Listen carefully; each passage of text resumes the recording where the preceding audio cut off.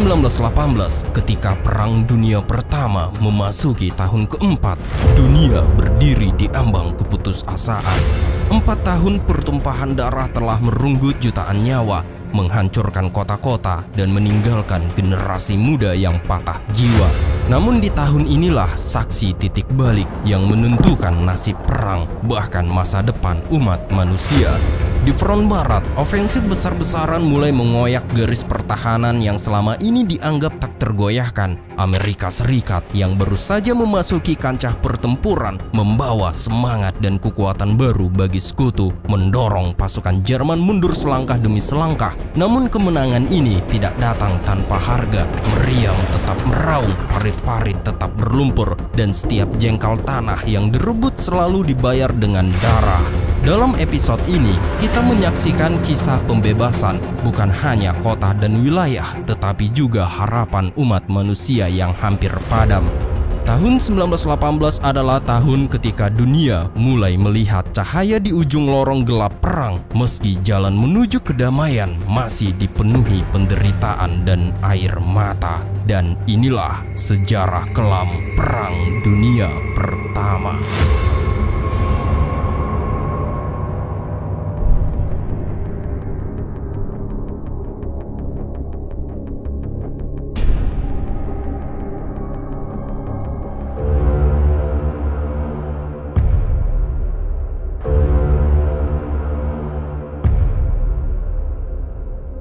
Pada musim gugur tahun 1917, Amerika Serikat resmi bergabung dalam Perang Dunia Pertama, berpihak pada aliansi yang terdiri dari Inggris, Perancis, Belgia, Rusia, Jepang, dan Italia. Saat itu, Italia tengah berperang melawan Austria-Hungaria dengan tujuan merebut wilayah Trento dan Trieste.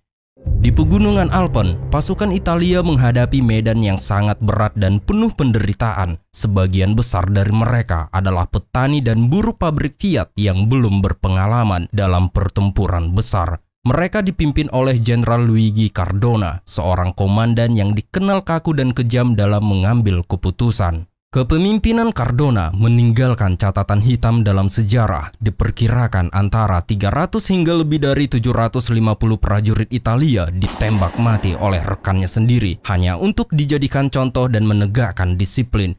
Kebijakan ini menjadi simbol betapa brutalnya perang bagi para tentaranya sendiri. Kepemimpinan Jenderal Cardona yang dikenal kejam dan brutal memaksa para prajurit Italia menyelesaikan tugas-tugas yang nyaris mustahil diselesaikan, termasuk mengangkut meriam berat ke puncak-puncak pegunungan setinggi 10.000 kaki.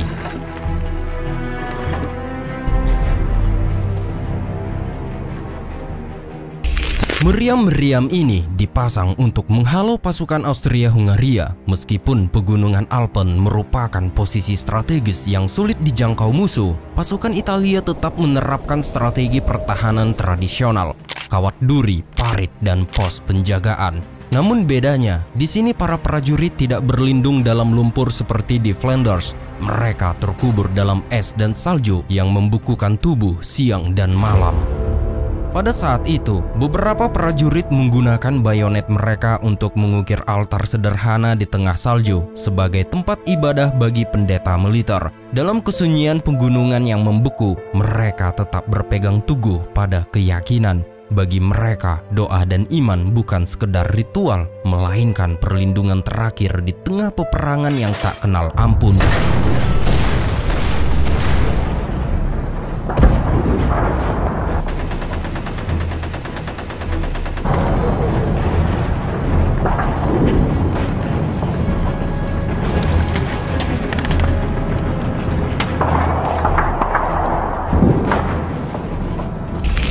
Setelah serangan demi serangan dari Italia yang terus-menerus membuat pasukan Austria-Hungaria yang tersisa hanya dalam jumlah sedikit berjuang keras mempertahankan posisi mereka di garis depan, dan pada akhirnya dalam kondisi terdesak mereka meminta bantuan kepada pasukan Kaisar Wilhelm untuk mencegah kehancuran total.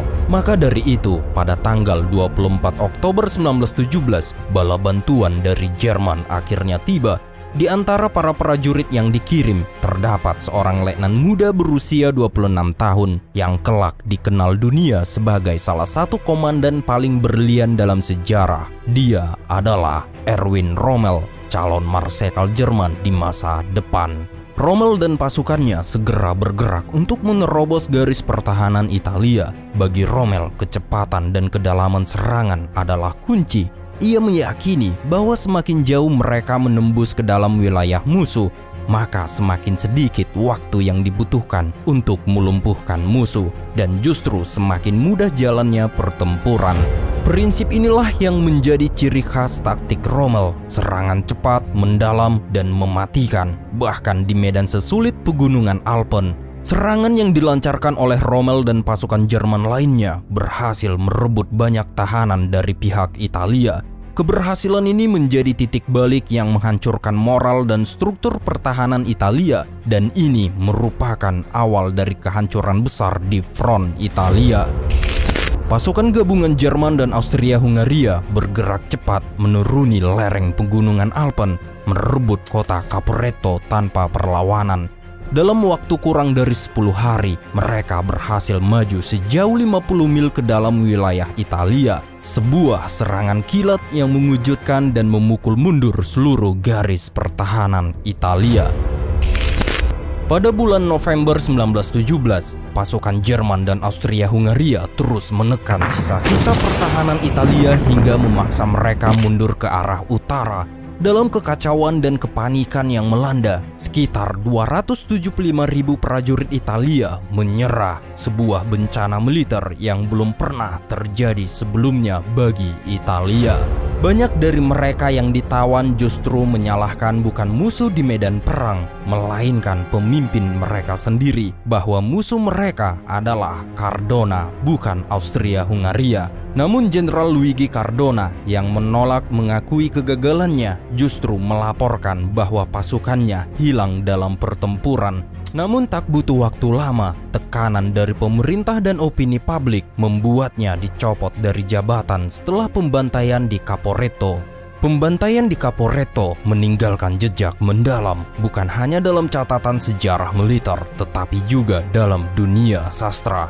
Peristiwa ini kelak dikenal melalui karya Ernest Hemingway dengan judul I Farewell to Arms, sebuah novel yang menggambarkan kekacauan, keputusasaan, dan absurditas perang. Pada usia 19 tahun, Hemingway menjadi relawan di unit ambulan Palang Merah Italia. Ia bukan tentara bersenjata, tapi ia berada di garis depan penderitaan, menarik tubuh-tubuh yang berdarah dari puing-puing, mengangkut prajuritnya mengerang kesakitan, dan menyaksikan arus panjang korban luka yang tak berujung. Hemingway melihat sendiri bagaimana pasukan Italia mundur dalam kekacauan. Beberapa terkapar di beberapa tempat, sementara lainnya merintih kesakitan di dalam truk-truk penuh sesak. Ada yang kehilangan lengan, ada yang tak bisa lagi bicara, dan banyak yang hanya bisa menatap kosong karena mata mereka telah melihat terlalu banyak kematian. Kekalahan besar di Caporetto pada Oktober 1917 bukan hanya mengguncang Italia secara militer, tetapi juga memicu krisis kepercayaan yang meluas di dalam negeri. Semangat pemberontakan mulai tumbuh, terutama di kalangan prajurit yang telah kehilangan harapan dan kepercayaan terhadap kepemimpinan mereka. Dan kini desersi meningkat, moral runtuh, dan beberapa wilayah mulai terdengar bisikan revolusi, bayangan kelam yang mengingatkan pada kejatuhan Tsar di Rusia. Melihat situasi ini, para pemimpin negara-negara sekutu, yaitu Inggris, Perancis, dan Amerika Serikat, dilanda kekhawatiran serius. Mereka khawatir bahwa Italia akan mengikuti jejak Rusia dan menarik diri dari perang yang akan membuka celah besar di front selatan dan memperkuat posisi blok sentral.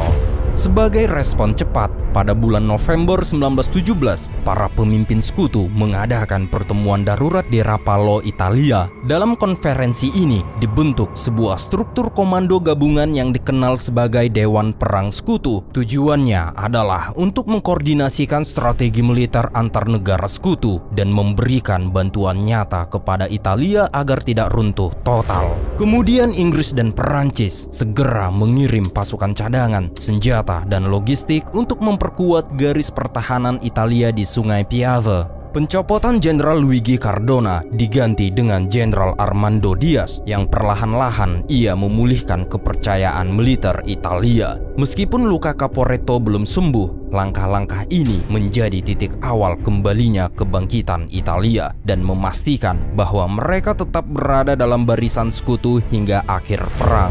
Kedatangan pasukan sekutu di Italia membawa secerca harapan di tengah kehancuran pasukan dari Inggris dan Perancis yang sebelumnya bertempur di front barat, kini dikerahkan untuk memperkuat lini pertahanan Italia dan memulihkan moral yang telah runtuh. Dengan kehadiran mereka, tekanan terhadap pasukan Austria-Hungaria mulai meningkat. Di beberapa titik pertempuran, pasukan sekutu tidak hanya berhasil menghentikan laju musuh, tetapi juga mengembalikan keadaan, memukul mundur barisan pasukan Austria-Hungaria dan merebut sejumlah besar tahanan perang.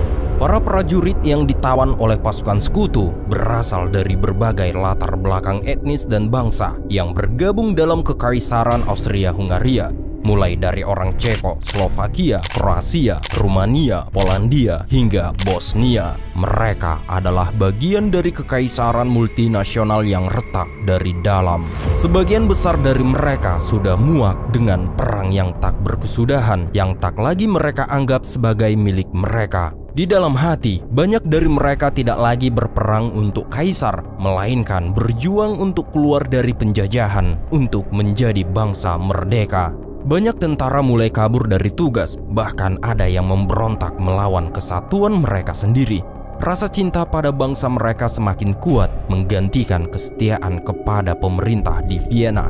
Bagi para tentara, menyerah bukanlah sesuatu yang memalukan, melainkan jalan untuk meraih kebebasan. Peristiwa Caporetto bukan hanya menjadi titik balik dalam perang, tetapi juga tanda bahwa kekaisaran Austria-Hungaria mulai runtuh dari dalam.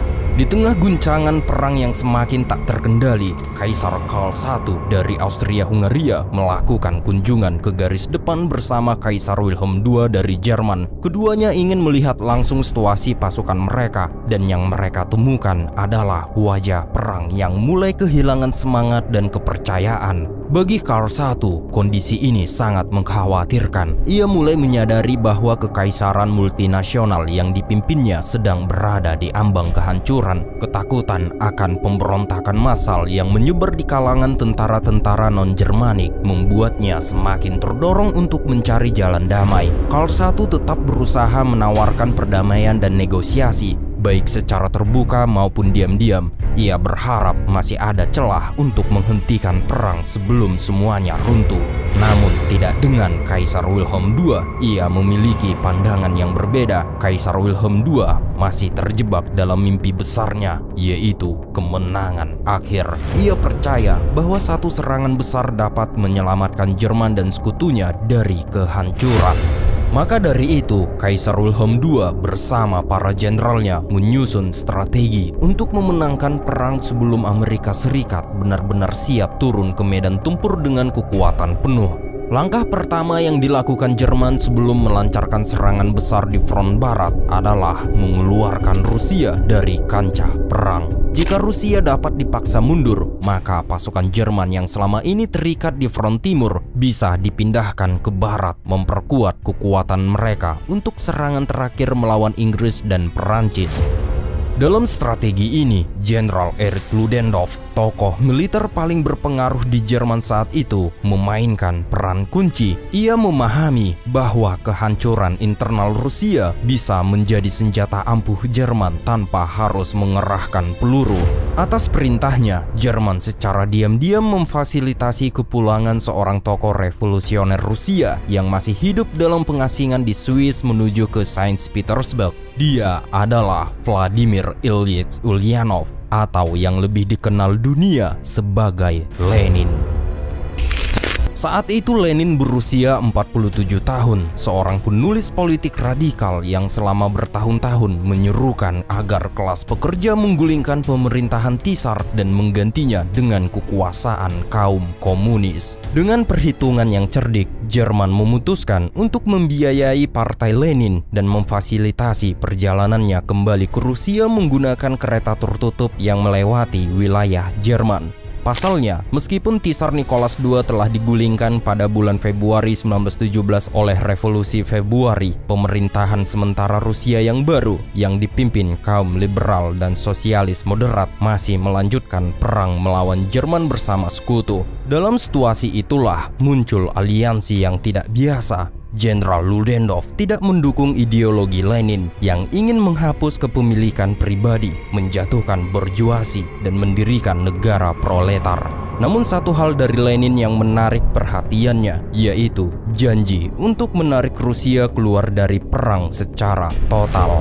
Bagi Ludendorff, itu adalah tawaran strategi yang tak ternilai. Ia percaya bahwa kehadiran Lenin di Rusia akan merusak semangat nasionalisme, mempercepat revolusi, dan memecah kekuatan militer Rusia dari dalam. Ludendorff dikabarkan pernah berkata secara sinis, jika dia bisa menghancurkan patriotisme Rusia, maka dirinya akan memegang dia dan semua temannya. Dengan kata lain, Ludendorff tidak mempercayai Lenin, tetapi ia bersedia memanfaatkannya sebagai alat untuk menghancurkan musuh dari dalam. Kini Rusia telah hancur karena perang. Negeri itu luluh lantak, rakyatnya kelaparan, ekonominya lumpuh, dan tentaranya kacau balau di medan pertempuran. Kota-kota dipenuhi antrian panjang untuk sepotong roti, dan desa-desa kehabisan tenaga kerja karena pria-pria muda mati atau ditarik ke garis depan. Dalam kekacauan ini, muncul suara yang mengguncang tatanan lama. Vladimir Lenin, pemimpin Bolshevik yang baru kembali dari pengasingan, menyuarakan tuntutan yang sederhana namun menggugah, yaitu damai, roti, tanah, dan kemerdekaan. 4 kata itu, damai bagi negara yang lelah perang, roti bagi rakyat yang lapar, tanah bagi petani yang tertindas, dan kemerdekaan dari tirani Tsar maupun borjuasi. Kata-kata itu pun menjadi slogan revolusi. Bagi jutaan rakyat Rusia, kata-kata ini bukan sekedar janji politik. Ini adalah harapan terakhir di tengah reruntuhan. Dan Lenin menuduh pemerintahan sementara Kerensky memperpanjang pembantaian dari zaman Tsar. Pada tanggal 7 November 1917 atau 25 Oktober menurut kalender Julian yang masih digunakan di Rusia saat itu, Vladimir Lenin memimpin kudeta yang dikenal sebagai Revolusi Oktober. Peristiwa ini menjadi titik balik penting dalam sejarah Rusia dan dunia.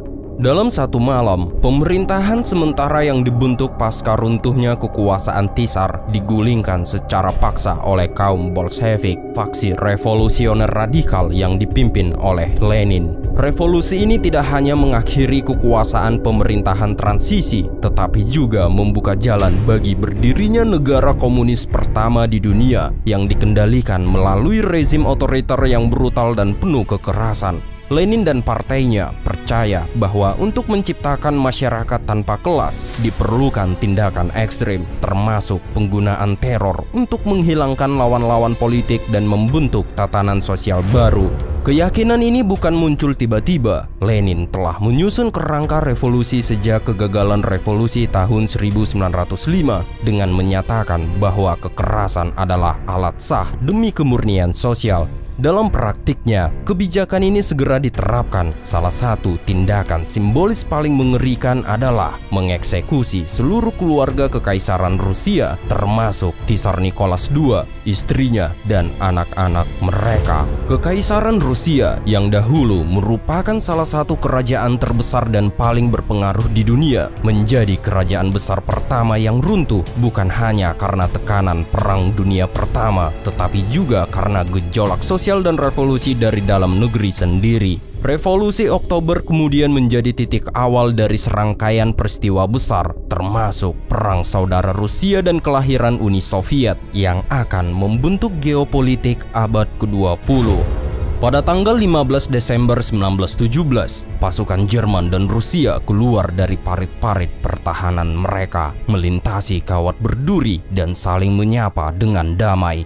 Pemandangan langkah ini terjadi karena rezim komunis yang baru berkuasa di Moskow setelah Revolusi Oktober telah menandatangani perjanjian gencatan senjata dengan Jerman. Pemerintahan Bolshevik yang dipimpin oleh Lenin berusaha menghentikan keterlibatan Rusia dalam perang yang sedang berkecamuk. Mereka mengambil alih proses negosiasi perdamaian dengan tujuan mengakhiri konflik dan mengalihkan fokus ke urusan dalam negeri, termasuk mempertahankan kekuasaan dan menjalankan agenda revolusi. Maka dari itu, di kota Brest-Litov, tepatnya di sebuah stasiun kereta yang terletak sekitar 65 mil dari Warsawa, pembicaraan damai dimulai pada tanggal 22 Desember 1917. Pada saat itu, Jerman berpura-pura bersikap ramah kepada kaum komunis. Namun di balik itu semua, sebenarnya mereka memiliki tujuan jelas, yaitu memaksa Rusia untuk menyerahkan wilayah secara besar-besaran. Namun dari sudut pandang Lenin, kehilangan wilayah bukanlah hal utama. Ia percaya bahwa wilayah bisa dikorbankan demi mendapatkan satu hal yang jauh lebih penting, yaitu waktu yang dibutuhkan untuk membangun revolusi. Lenin menyadari bahwa perang sipil bisa segera meletus. Tentara Rusia yang sebelumnya setia kepada kekaisaran belum tentu mendukung kekuasaan Bolshevik. Oleh karena itu, komunis harus membeli waktu dengan harapan revolusi juga akan menyebar ke negara-negara lain. Selama hampir 3 bulan, mereka bernegosiasi dengan kekuatan sentral, yaitu Jerman, Austria-Hungaria, Kesultanan Utsmania, dan Bulgaria. Dan semua pihak menuntut bagian dari wilayah Rusia. Bahkan Jerman sendiri mengancam akan melanjutkan perang jika tuntutannya tidak dipenuhi. Akhirnya Lenin mengutus Leon Trotsky, rekan dekat dan tokoh penting Bolshevik, untuk menyetujui syarat-syarat damai. Perjanjian Brest-Litov pun ditandatangani pada tanggal 3 Maret 1918. Sebagai akibatnya, Rusia kehilangan hampir 400.000 mil persegi wilayahnya, serta kehilangan sekitar seperempat dari total populasinya. Wilayah-wilayah seperti Balkan hingga Polandia lepas dari kendali Rusia, dan kemudian wilayah-wilayah itu pun mulai merdeka. Ukraina juga melepaskan diri, namun kelak akan terlibat dalam perang melawan pasukan Bolshevik.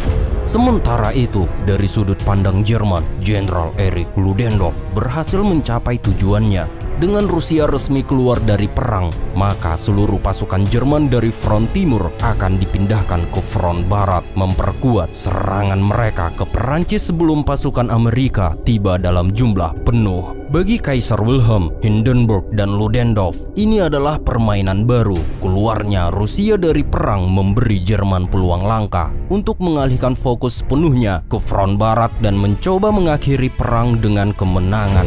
Pada bulan Maret 1918, meskipun kelaparan melanda rakyat Jerman akibat blokade sekutu, sebanyak 2 juta prajurit dipindahkan secara besar-besaran dari front timur ke barat. Dan untuk pertama kalinya, jumlah pasukan Jerman di front barat melampaui kekuatan gabungan musuh mereka, Inggris, Perancis, dan pasukan sekutu lainnya. Kini para komandan tertinggi Jerman merasa bahwa impian mereka sejak tahun 1914 akhirnya bisa diwujudkan, menyatukan kekuatan penuh dalam satu front, menghancurkan pertahanan sekutu, dan memaksakan penyelesaian perang sesuai kehendak Berlin. Ludendorff sebagai arsitek strategi militer Jerman menyusun serangkaian serangan besar-besaran di sepanjang garis depan, dan inilah awal dari ofensif musim semi tahun 1918, upaya putus asa namun penuh perhitungan untuk memecah belah pertahanan musuh sebelum Amerika Serikat mengerahkan pasukannya dalam skala besar. Dan kini tibalah saatnya. Pada tanggal 21 Maret tahun 1918, pasukan Jerman mulai menjalankan taktik barunya, di mana pasukan artileri Jerman membombardir posisi musuh, dan setelah membombardir dalam waktu singkat, barulah pasukan penggempur bersiap menyerang, mengikuti cara Erwin Rommel muda dalam pertempuran seperti di Caporetto di front Italia.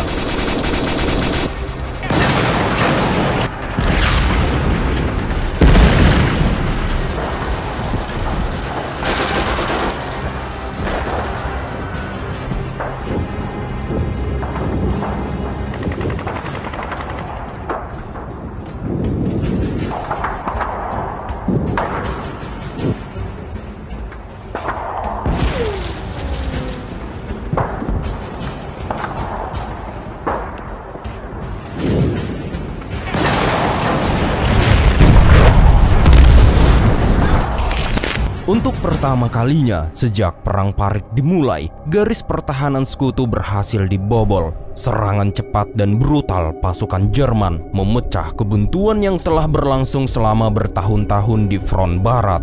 Selama 3 hari berturut-turut, pasukan Jerman terus bergerak maju tanpa henti, menerobos desa-desa dan hutan dan menghancurkan posisi pertahanan lawan. Tidak ada waktu untuk menggali parit baru, tidak ada jeda untuk bertahan, dan pada akhirnya pasukan Jerman berhasil mencapai jarak hanya 75 mil dari Paris. Kemudian pasukan Jerman mempersiapkan serangan berikutnya, kali ini dari udara. Untuk pertama kalinya dalam sejarah perang, mereka menggunakan pesawat pengebom jarak jauh sebagai pengganti Zeppelin, balon udara raksasa yang sebelumnya telah meneror langit London dan Paris. Akibat pengeboman udara yang dilancarkan pasukan Jerman di Paris, sekitar 200 warga sipil pun tewas. Kematian yang datang dari langit dan mengguncang kota Paris menyadarkan militer Perancis bahwa pertahanan tidak bisa lagi hanya dibangun di garis depan, kota-kota pun harus diselamatkan. Dan sebagai respon, militer Perancis memulai sebuah proyek rahasia dan ambisius, yaitu membangun Paris palsu yang terletak di sekitar 50 mil di luar ibu kota. Tujuan ini sederhana namun berlian, menciptakan ilusi sebuah kota tiruan yang bisa mengecoh pembom musuh dari langit. Kota palsu ini dirancang secara detail, mencakup meriam palsu, jalur kereta api palsu, bahkan pohon-pohon palsu yang dipasang di atas perancah kayu. Dan tak hanya itu, proyek ini juga melahirkan industri baru, produksi jaringan kamuflase dalam skala besar yang digunakan untuk menyembunyikan pabrik, gudang amunisi, dan posisi militer penting. Ribuan perempuan Perancis dipekerjakan untuk menjahit dan merangkai jaring-jaring ini, menjadikan kamuflase bukan hanya strategi militer, tetapi juga gerakan nasional. Proyek kota palsu Paris yang berlanjut di tengah kekacauan perang menjadi simbol kreativitas dalam menghadapi kehancuran dan bukti bahwa dalam perang modern, ilusi bisa menjadi senjata. Kemudian pada tanggal 29 Maret 1918, langit Paris tampak tenang, tak ada pesawat musuh yang terlihat. Namun ketenangan itu menipu. Di tengah hari yang biasa, gereja Saint-Xavier, salah satu gereja tua di jantung kota, hancur lebur oleh ledakan dahsyat. Sebanyak 91 orang tewas dan 88 lainnya terluka. Dan itu adalah salah satu serangan paling mematikan terhadap warga sipil di Paris selama Perang Dunia Pertama. Kebingungan segera menyelimuti warga, tidak ada suara pesawat, tidak ada peringatan. Lalu dari mana datangnya serangan ini? Bagaimana mungkin artileri musuh yang diketahui berada puluhan kilometer jauhnya dari Paris bisa menjangkau ibu kota dengan presisi dan mematikan? Pertanyaan itu segera terjawab. Jerman ternyata menggunakan senjata baru bernama Kaiser Gutsitz atau yang dijuluki dengan Paris Gun. Ini adalah meriam raksasa yang mampu menembakkan peluru hingga lebih dari 120 km jauhnya. Kekuatan senjata ini bukan hanya terletak pada daya tembakan yang luar biasa, tapi juga pada efek psikologis yang ditimbulkannya. Paris yang sebelumnya dianggap aman dari jangkauan artileri, kini berada dalam ancaman. Bahkan gereja-gereja dan bangunan sipil pun tidak luput menjadi sasaran.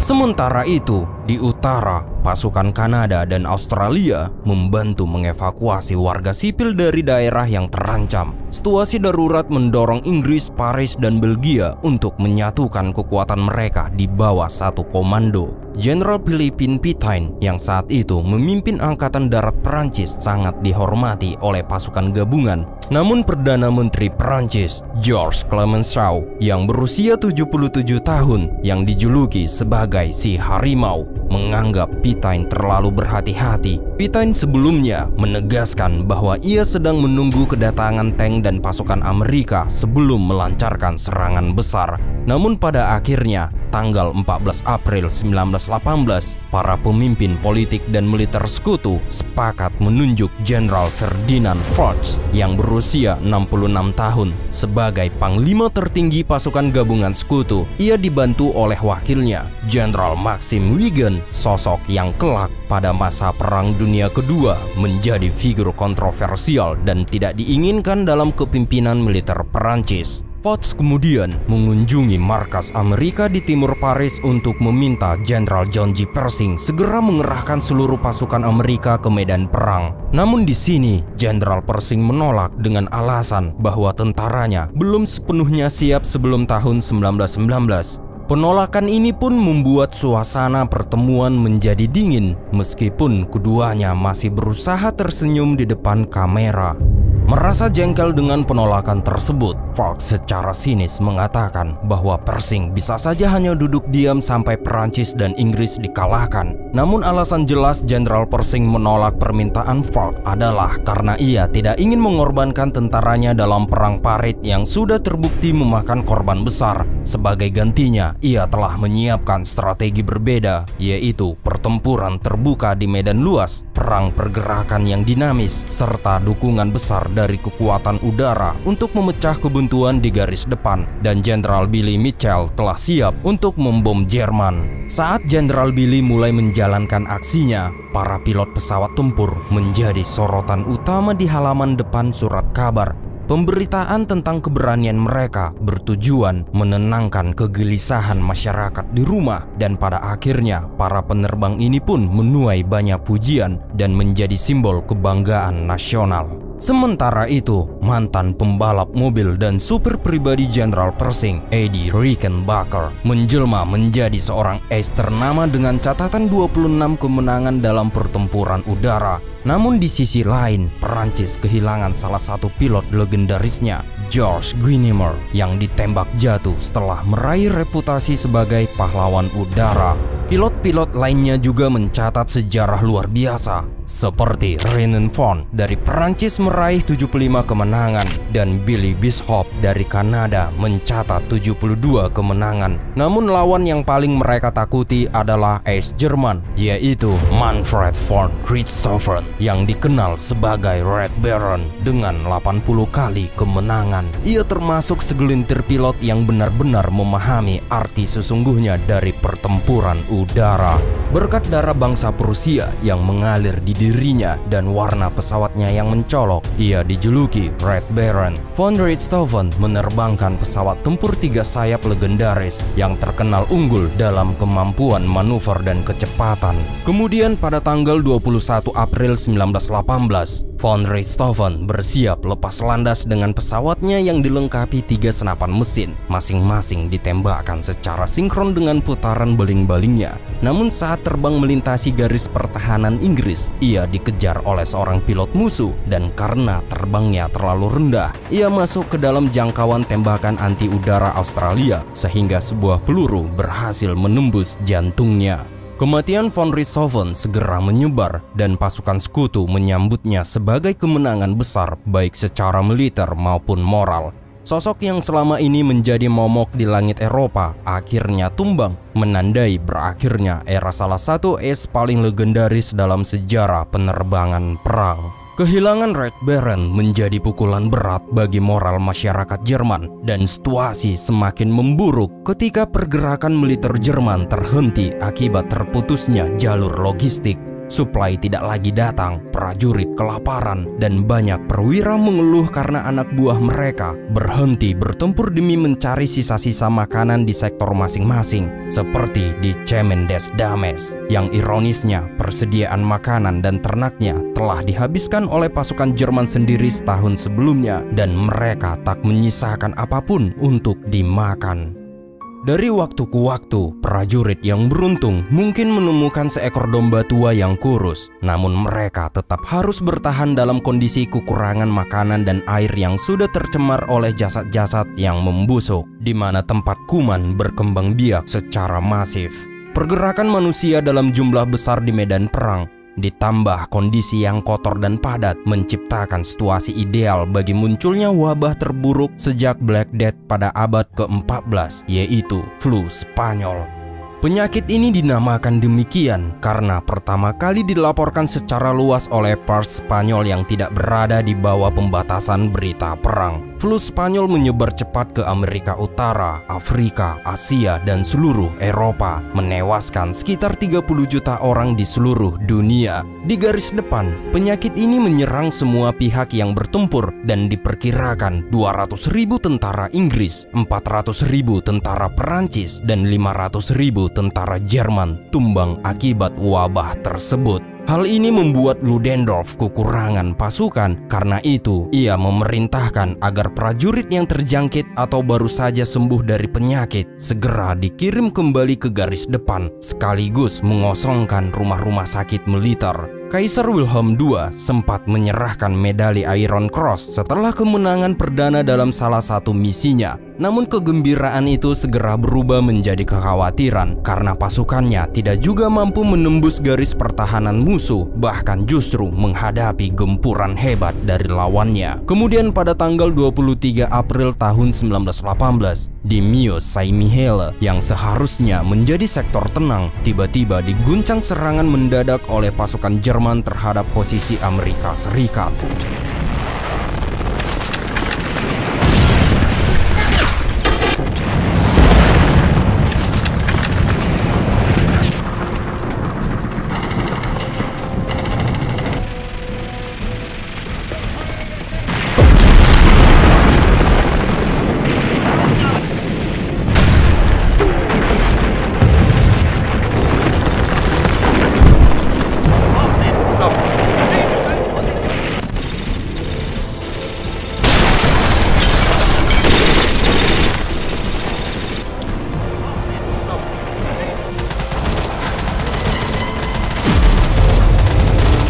Serangan kejutan itu menewaskan sekitar 650 prajurit Amerika, dan hal ini membuat Jenderal Pershing geram. Ia segera memerintahkan serangan balik. Dalam operation ini, salah satu unit artileri lapangan dipimpin langsung oleh Kapten Harry S. Truman yang kelak menjadi Presiden Amerika Serikat.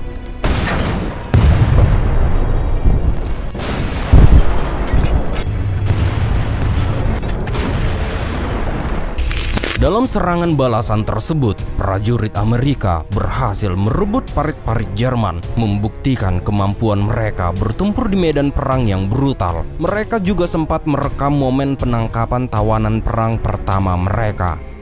Jenderal Pershing mungkin dapat memastikan pasukannya tidak digabungkan ke dalam resimen sekutu, tetapi ia tidak bisa menghindarkan mereka dari pertempuran sengit satu lawan satu demi mempertahankan posisi. Salah satunya terjadi di hutan Belleau, di mana pada tanggal 26 Juni 1918, marinir Amerika berhasil menghentikan pergerakan musuh, namun dengan harga yang sangat mahal. Sekretaris Angkatan Laut Amerika, Josephus Daniels, menjadi saksi langsung pertempuran itu dan menulis kepada Presiden Woodrow Wilson bahwa marinir bertempur dengan gaya khas Amerika, namun setiap gelombang serangan hanya membawa tubuh rekan-rekan mereka yang gugur, hingga akhirnya mereka sendiri pun tumbang.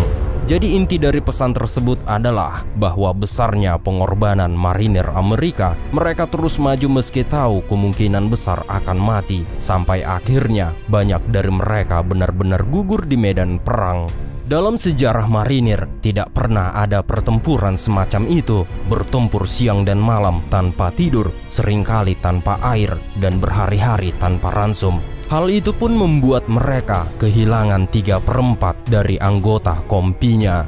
Kemudian pada tanggal 15 Juli 1918, prajurit Jerman menerima perintah untuk melanjutkan pergerakan mereka. Saat itu mereka menyadari bahwa kini harus berhadapan dengan pasukan Amerika, prajurit baru yang masih segar dan bertenaga, sangat berbeda dengan tentara Jerman yang telah berperang hampir 4 tahun. Perbedaan ini semakin terasa karena pasukan Amerika memiliki sumber daya yang jauh lebih lengkap dibandingkan pasukan Jerman yang mulai kekurangan segalanya. Jenderal Ludendorff menyadari bahwa ia tidak lagi unggul dalam jumlah pasukan, namun ia tetap mengerahkan kekuatan terakhirnya. Sekitar 600.000 prajurit diperintahkan untuk menyerang dari sisi Reims menuju Paris.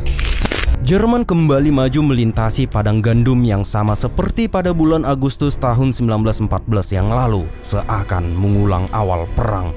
Namun kali ini di garis depan sekutu, Marshal Ford sudah menunggu. Ia menggabungkan seluruh kekuatan sekutu untuk melancarkan serangan balik besar-besaran, mengerahkan 1 juta prajurit dan 500 tank, termasuk Mark IV Inggris dan Renault FT Prancis yang juga digunakan oleh pasukan Amerika di bawah komando Letnan Kolonel George Patton. Dan dari sinilah pertempuran kedua Mark pun dimulai, sebuah awal yang tanpa disadari menjadi pembuka bagi taktik perang masa depan, kombinasi serangan tank dan pesawat yang kelak mengubah wajah pertempuran di abad ke-20.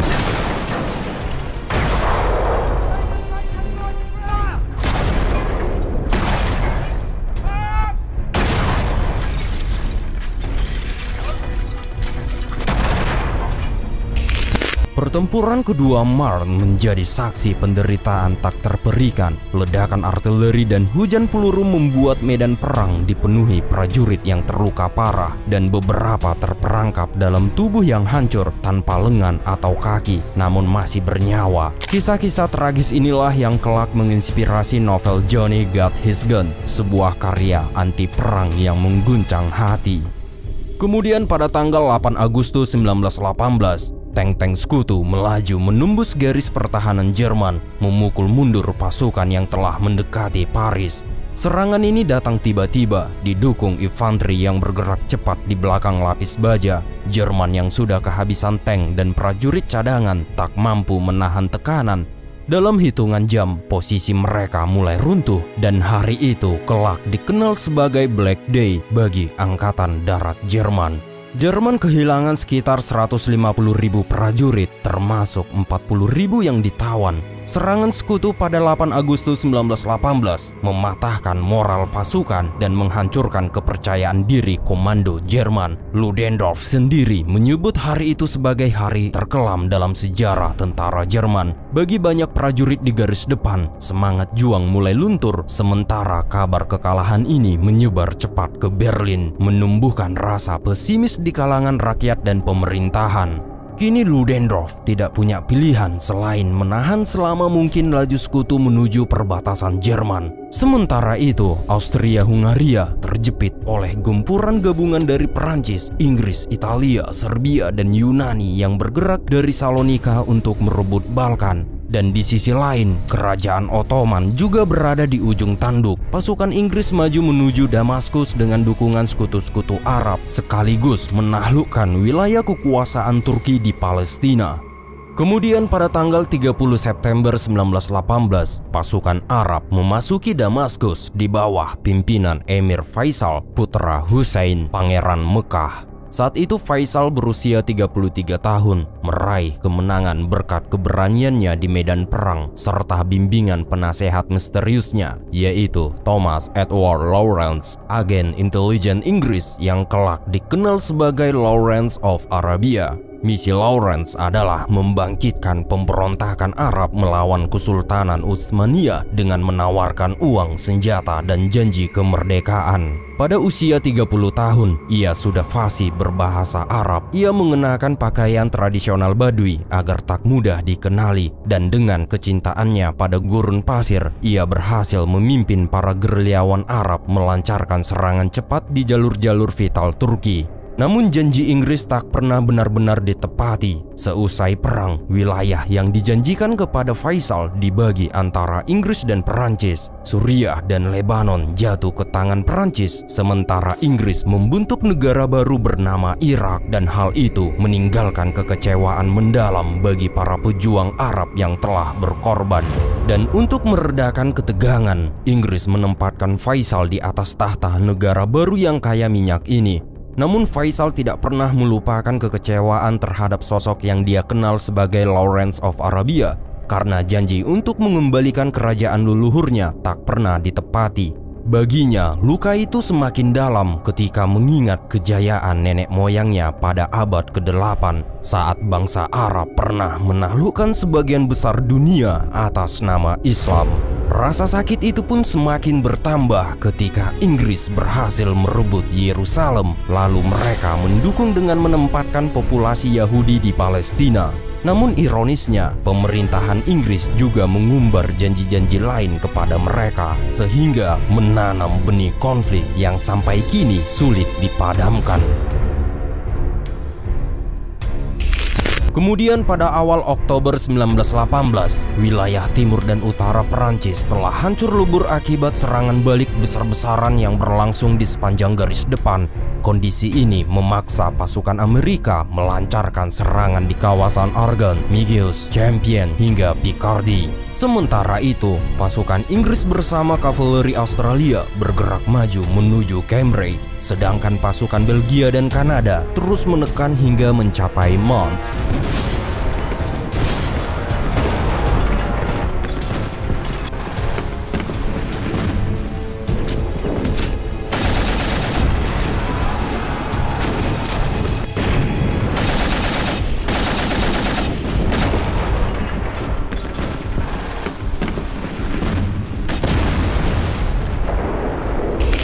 Akhir dari serangan dahsyat itu membuat banyak kota hancur porak-poranda. Reims, Ypres, Arras hingga Argonne menjadi saksi bisu bagaimana perang meluluhlantahkan peradaban dan meninggalkan puing-puing kehancuran. Ribuan prajurit gugur di medan tempur, sementara rakyat sipil menanggung penderitaan yang tak terbayangkan, kehilangan keluarga, rumah, dan harapan di tengah kobaran api peperangan. Sementara itu, di garis depan semakin banyak prajurit Jerman yang menyerah. Upaya terakhir untuk mempertahankan pertahanan telah gagal total. Para pemimpin mereka masih berusaha meyakinkan bahwa kekalahan mustahil terjadi. Namun kenyataannya berkata lain, tentara yang terlalu muda untuk berperang dan mereka yang terlalu tua untuk bertahan hanya merasakan kelelahan dan keputusasaan. Bagi sebagian besar, menyerah justru membawa kelegaan karena mereka tak lagi harus hidup dalam bayang-bayang propaganda yang terus digembar-gemborkan. Sementara itu, kru kamera pulang ke Jerman untuk merekam revolusi, dan saat itu juga banyak pasukan angkatan laut mulai melakukan desarsi, dan dewan-dewan revolusi satu persatu mengambil alih kota-kota besar, sehingga kekaisaran Jerman yang kokoh itu pun perlahan runtuh dari dalam.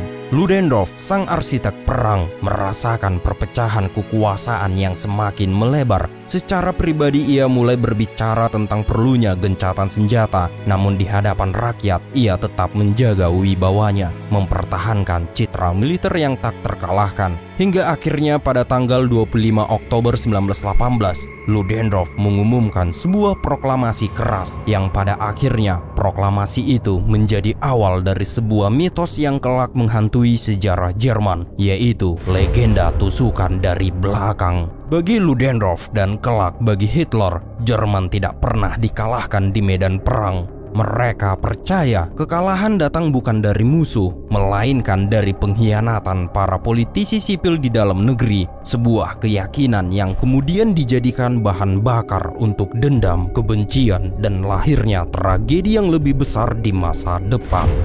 Pemerintahan baru yang berhaluan sosialis segera mencopot Ludendorff dari jabatannya. Sang jenderal yang dulunya begitu berkuasa akhirnya melarikan diri ke Swedia, meninggalkan medan perang yang sudah porak-poranda oleh ambisinya sendiri.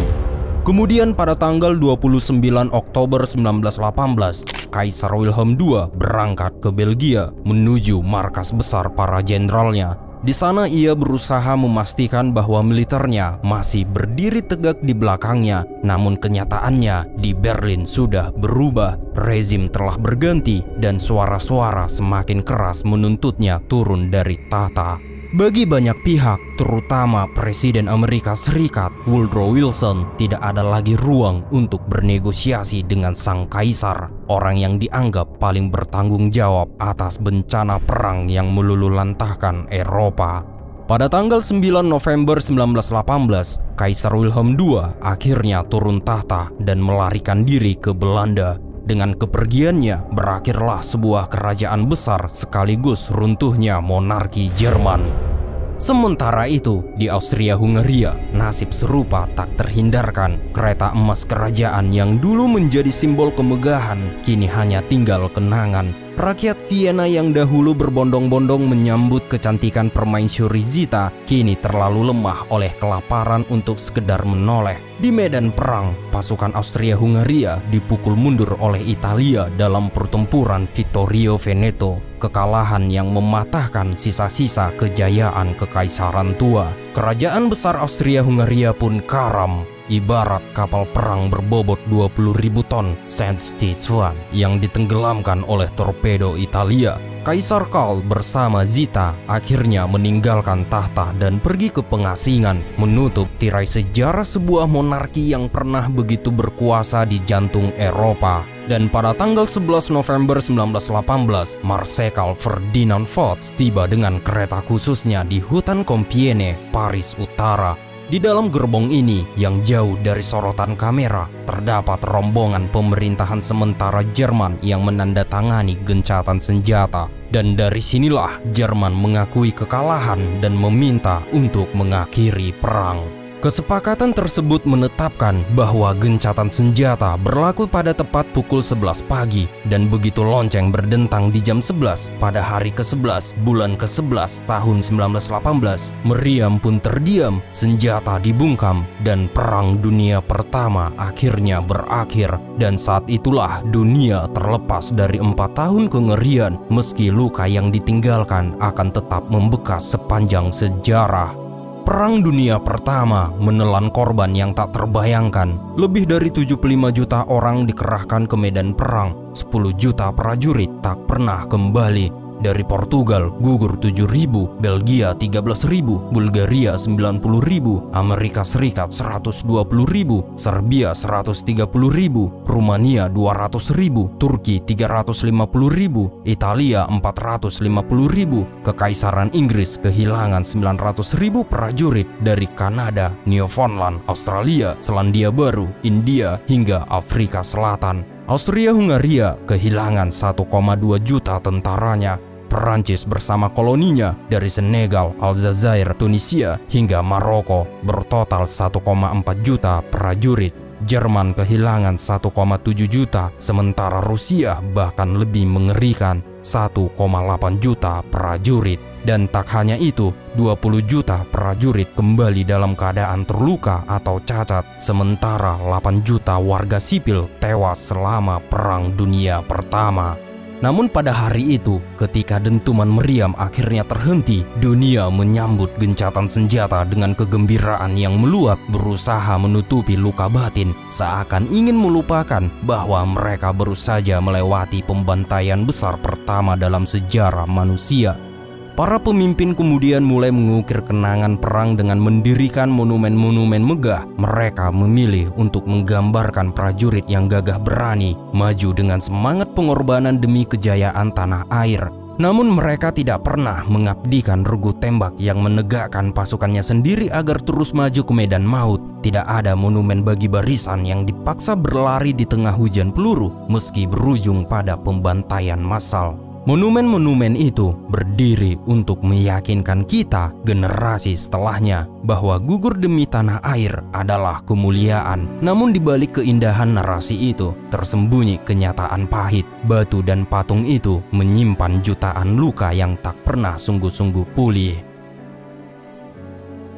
Kemudian pada tanggal 13 Desember 1918, di Paris, Perdana Menteri George Clemenceau dan kabinetnya menanti kedatangan Presiden Amerika Serikat Woodrow Wilson. Untuk pertama kalinya dalam sejarah, seorang Presiden Amerika meninggalkan tanah airnya dan menyeberangi Atlantik. Suasana saat itu masih tegang, perang memang sudah berhenti, namun perdamaian sejati belum tercapai. Banyak pertanyaan belum terjawab, banyak konflik baru mulai bermunculan, dan kini dunia menoleh pada Amerika.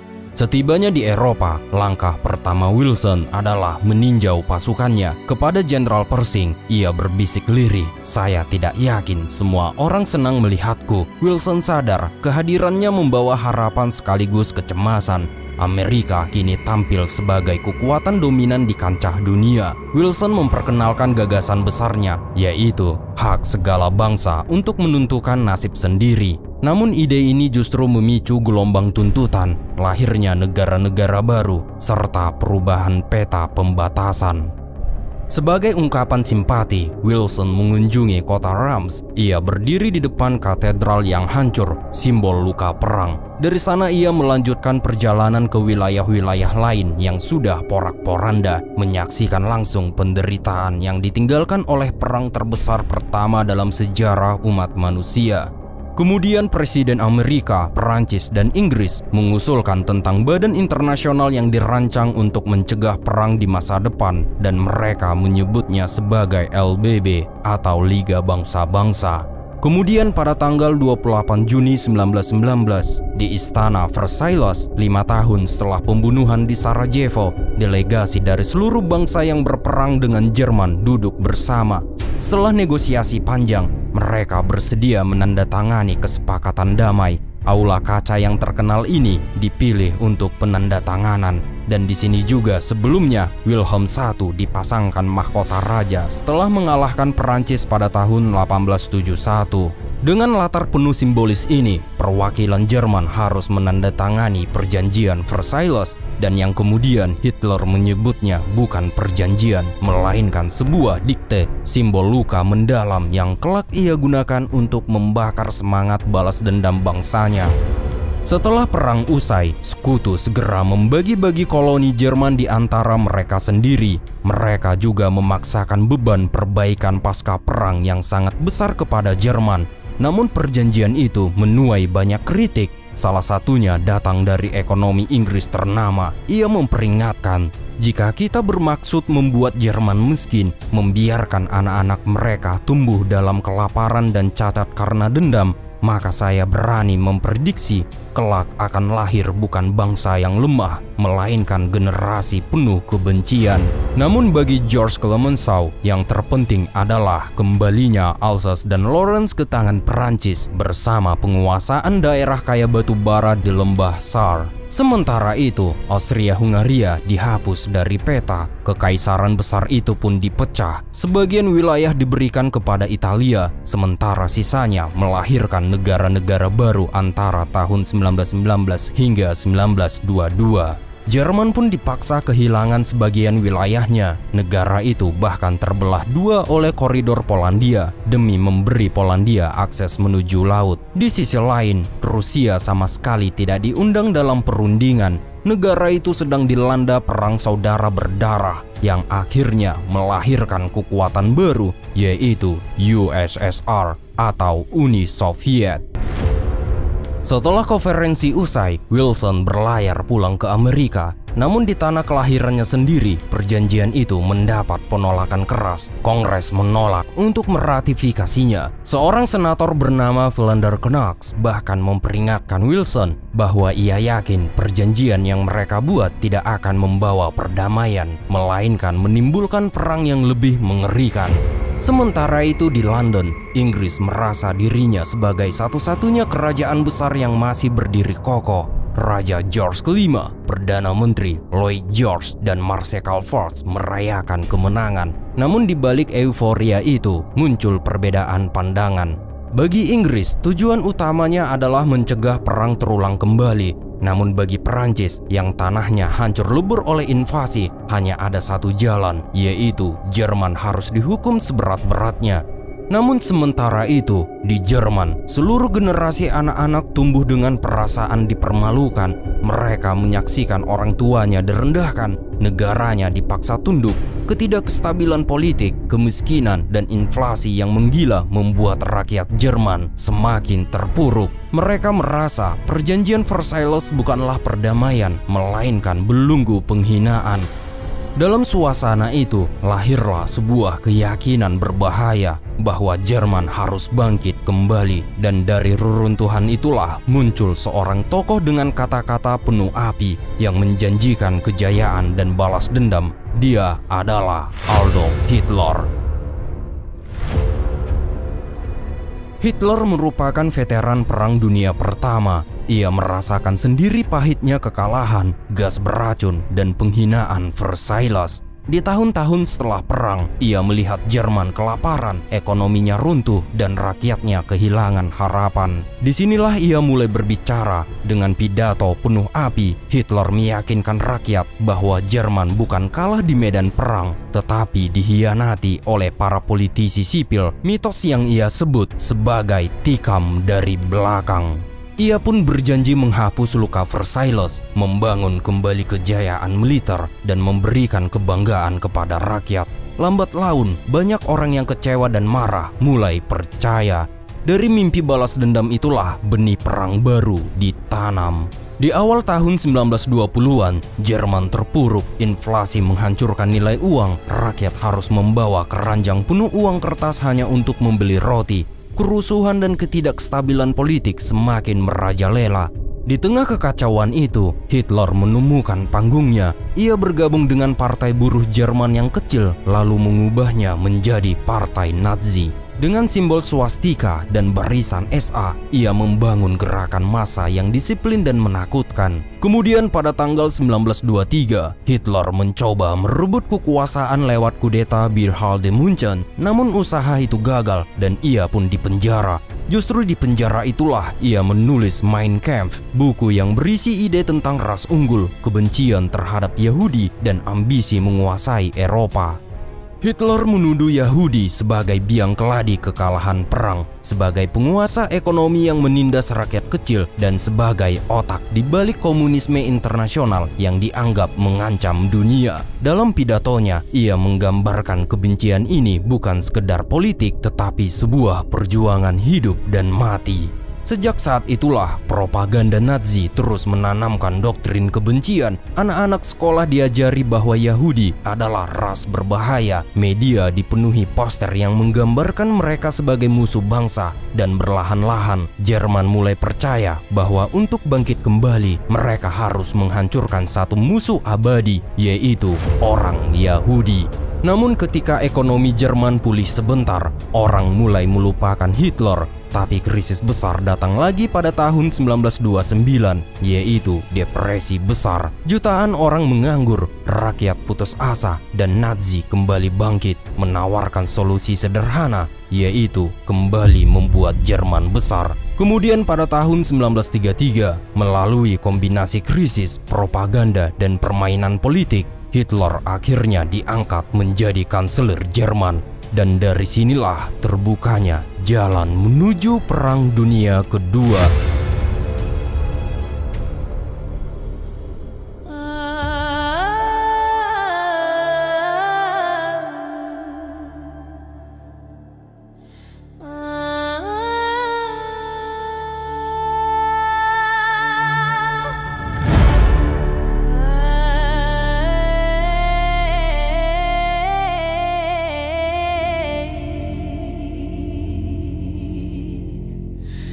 Di meja kompir, dunia menulis kata akhir, tapi tinta itu belum kering, dan luka masih menganga seperti parit-parit yang penuh tulang. Foch menatap diam, Kaiser Wilhelm tenggelam dalam bayang-bayang pengasingan, dan Ludendorff, ia tidak mati. Ia mewariskan kehancuran yang belum selesai. Dunia mengira perang telah usai, tapi yang lahir dari hening bukan harapan, melainkan kebencian. Versailles bukan perban, ia adalah pisau baru yang diselipkan di antara dada manusia.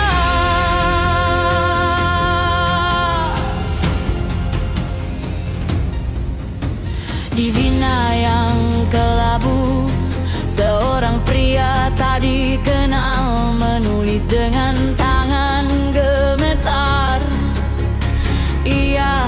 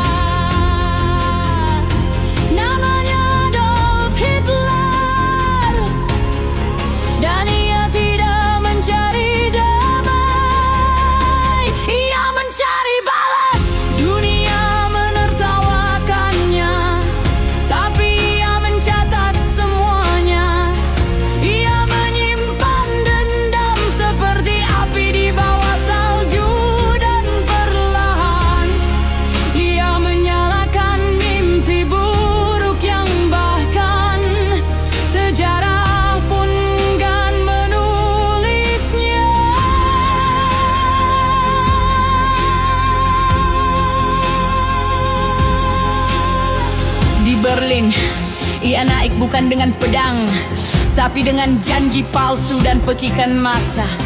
Ia bicara tentang kebesaran, tapi yang ia bangun adalah tungku dan kawat berduri. Saat dunia sibuk menyusun puing-puing lama, ia menyusun mesin maut yang lebih sempurna. Tank, pesawat, camp, dan kebencian yang kini punya seragam dan bendera. Ini bukan perang kedua, ini kelanjutan dari yang pertama. Versi yang lebih gelap, lebih dingin, lebih sistematis. Dari Polandia hingga Paris, dari Stalingrad hingga Auschwitz. Nama-nama berubah, tapi jeritan tetap sama. Churchill, Roosevelt, Stalin. Mereka bukan penyelamat, mereka hanya pengemudi di jalan yang sama. Jalan yang dibangun dari kehancuran sebelumnya. Dan saat Berlin terbakar, Hitler menembak dirinya sendiri di bawah tanah. Tapi ideologi yang ia tinggalkan masih hidup di bayang-bayang dunia. Dunia pun kembali diam, bukan karena damai tercipta, tapi karena terlalu banyak yang harus dikubur. Dan kita bertanya, bagaimana ini bisa terjadi lagi? Zamannya, karena kita lupa, karena kita membiarkan luka mengering tanpa diobati. Dan dari luka itulah bangkit iblis yang bernama perang. Dan sekarang kita tahu, perang dunia tidak pernah benar-benar berakhir. Ia hanya menunggu nama baru, wajah baru, dan alasan baru. Karena selama manusia punya dendam dan sejarah diabaikan, darah akan selalu kembali mengalir. Salam